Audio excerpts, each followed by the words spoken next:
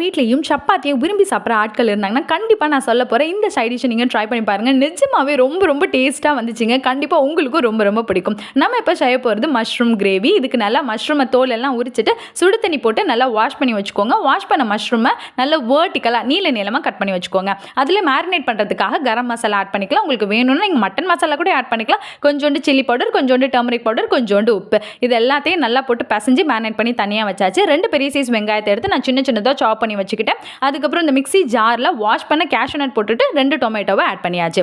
அப்புறம் ஒரு பாத்திரத்தை எடுத்து பட்டர் போட்டு நல்லா நம்ம மேரினேட் பண்ணி வச்சிருக்கோம்ல, அதை போட்டு வதக்கி எடுத்தாச்சு. அதுக்கப்புறம் இன்னொரு பாத்திரத்தை எடுத்து கொஞ்சோண்டு எண்ணெய் போட்டு நான் இப்போ காமிச்ச பார்த்தீங்களா ஸ்பைசஸ் அதெல்லாம் போட்டுட்டு சாப் பண்ணி வச்சிருக்கோம் ஆனியனையும் ஆட் பண்ணி நல்லா வதக்கி எடுத்தாச்சு.